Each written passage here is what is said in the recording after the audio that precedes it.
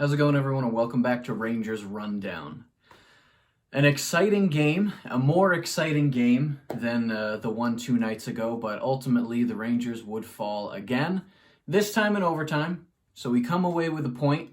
Not that it really matters in this division this year, but points are better than no points. But again, another loss for the Rangers this season. It's a fun game, though. Georgiev was in net tonight. Boston coming into this game 7-0-1 in their last 8 games. They are playing really good hockey. They're playing really well. So, am I surprised by the result tonight? No. Would it have been nice to score a goal in overtime and win? Of course. But against a team that is as far away as you can get in your division, I think the Rangers put up a pretty good fight. I'm obviously disappointed, but I'm not upset, if that makes sense. This was the 700th meeting between these two teams, going all the way back to, I think it was 1926, when these two teams first played against each other. This was the 700th time these teams played against each other. I thought that was worth noting. The game this Sunday is postponed. I believe it's against the Flyers. They are something with COVID protocol. Maybe they have too many players in COVID protocol, so they're not able to play. So Sunday's game, the Valentine's Day game against the Flyers, is postponed, so don't be looking for that on Sunday. Lineup for tonight, top line, Kreider, Zibanejad, Buchnevich, then Panarin, Strome, Kakko. Third line, Lafreniere, Howden, Di Giuseppe. Fourth line, Lemieux, Rooney, and Gauthier. Top pair, Lindgren, Fox, then Miller, Trouba, then Hayek, Potato. Pretty much exactly the same lineup as we saw 2 nights ago. I mean, the Rangers have, I think, four injured players. Yeah, 4 injured players. Heedle's still out, Johnson's still out, Smith is still out, and Blackwell is still out. But we push forward. Team's really missing Heedle right now. Hopping into the first period, 3:37 in. Panarin and Kakko had a 2-on-1, but Kakko missed the shot. And then right after that, there was about a good 40 seconds of pressure for the Rangers. But we get halfway through the first period, shots are only 2-1. So neither team really getting a lot of good pressure, a lot of good chances. Both teams played this game very well defensively. Then we skip ahead, 13:26. Buchnevich almost had a goal. And then 2 more high-quality chances from the Rangers. So again, another little pocket of pressure from the Rangers. But Rask was on fire tonight. He played really well. Georgiev too, but Rask was stopping a lot of high-quality chances. 13:50, Gauthier would score his first NHL goal. A very good moment for Gauthier. The puck bounced out front. Gauthier puts it in high up over Rask, and the Rangers are up 1-0, about 3/4 of the way through the first period. Towards the end of the period, Kreider would take a tripping penalty, and up until that point, the Rangers had killed off 15 straight penalties. So their penalty kill has been really good and continues to be really good. After they kill off that penalty, that's 16 straight. There was almost a shorthanded breakaway 2-on-1, but Zibanejad lost the puck in his feet. End of the period, shots are 6-6, so things kind of opened up a little bit more towards the end of that first period. Teams are getting more shots, more chances, and that trend would continue through the game. We get into the second period. First 4 minutes, Boston's up 4-0 in shots, so they came into that second period ready to play, and they showed it. 5 minutes in, Boston has a good bout of chances, but Georgiev looked really good, as he has most of this season. He's looking really... We have a good goalie tandem in New York. We just got to get the offense in front of him to actually score some goals. They put up a little thing under Zibanejad because he's producing chances and he's getting shots and he's doing everything that he should be doing. He just can't seem to find the back of the net. It's been 8 games and now 9 games since he scored a goal. I think he scored a goal the second game of the season, second or third, and now he's gone 9 games without a goal. He needs to start scoring. 8:05, Smith would take a slashing penalty. Lafreniere is on the first power play. So Quinn shaking up the penalty, or the power play groupings just to see if he can get something. Rangers haven't scored a power play goal in a couple games. And then Rask had a huge save on Zibanejad. It looked like it was going in. Rask got his glove back and he put it in the right spot. I'm pretty sure Zibanejad went over to Rask right afterwards and said something, because it was a really good save. And then 9:41, Wagner would he would score a shorthanded goal on that Rangers power play. The puck gets by Panarin at the point, and Wagner beat him. He won the race. And then shortly after that goal, Boston would almost score a second shorthanded goal on that same penalty kill. So that was not the Rangers' best power play of the season by any stretch. So it's tied 1-1 off that shorthanded goal from Wagner. 13:30, Strome would take a slashing penalty. And really early into that power play, Pastrnak would ring one off the post. It would have gone in if he was just a little bit to the right, but he rang it off the post. Then Georgiev would rob Marchand later on that power play. Zibanejad would have a shorthanded breakaway, but Rask would stop him again, a theme of the evening. And that would make 17 straight kills for the Rangers. Their penalty kill is doing really well. A couple of good late saves by Georgiev in the period. Second period ends, 19 shots for Boston in that second period, 14 shots for the Rangers, compared to 6 each in the first period. So both teams come out in that second period just firing everything. But both of the goalies were playing really well.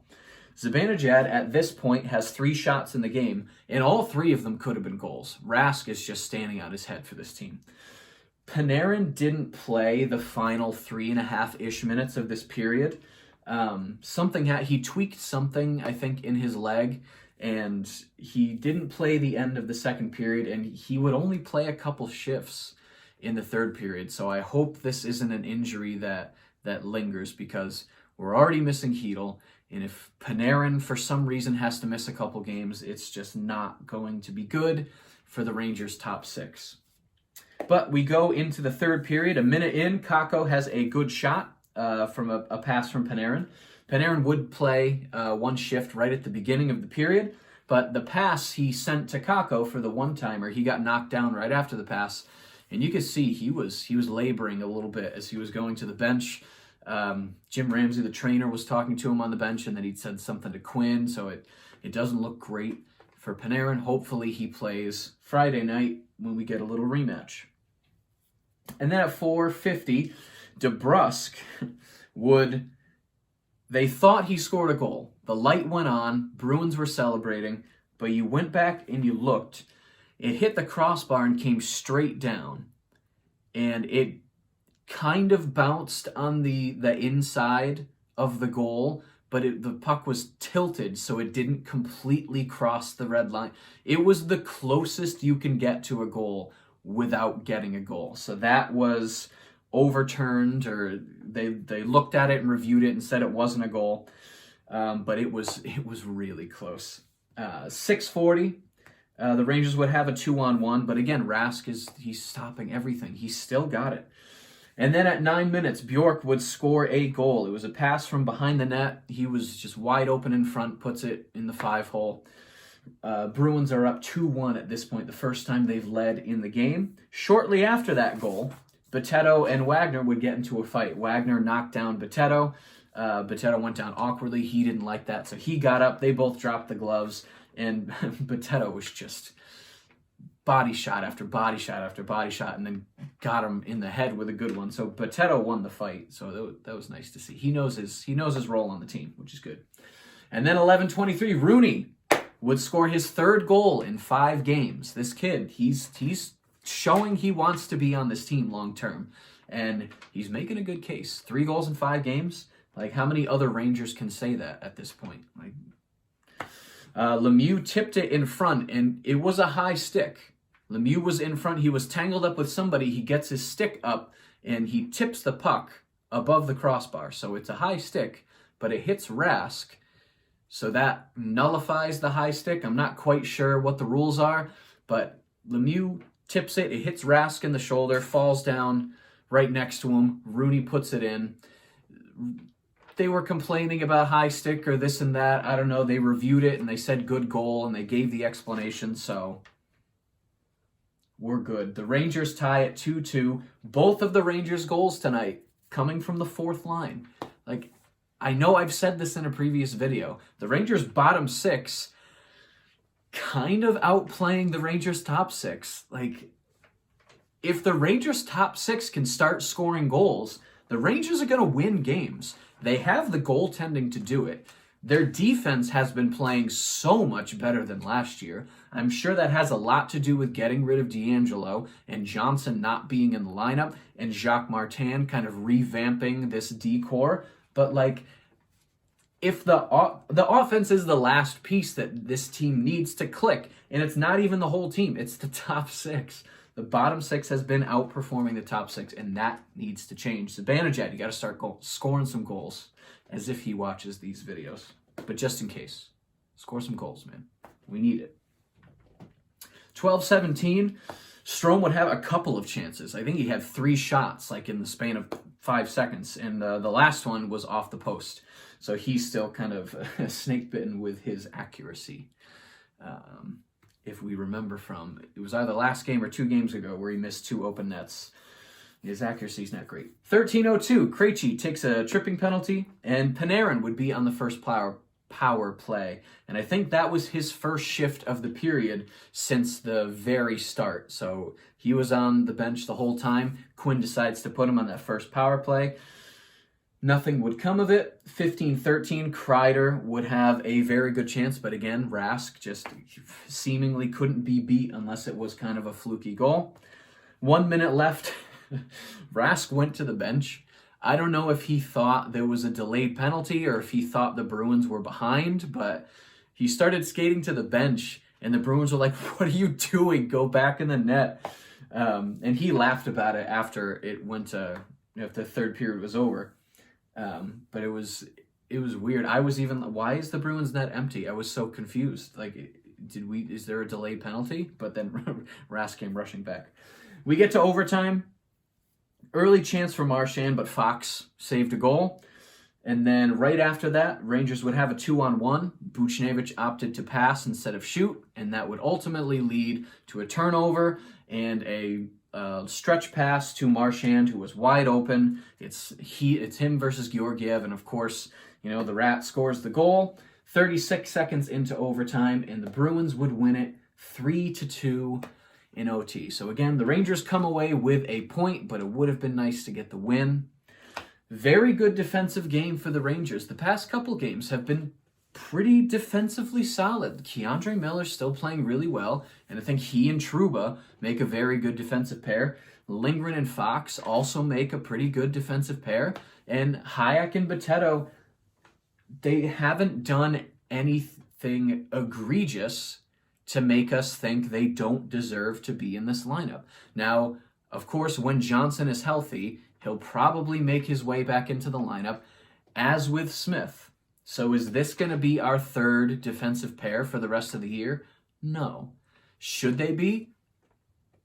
You could make the argument. And you could make the argument that they shouldn't be. I'm open to having that discussion, because we have 4 bottom pair defensemen that are just going to keep getting rotated. Johnson is clearly the 4th out of 4. And then those other 3, I don't think Hayek and Boteto have made enough mistakes to warrant benching them.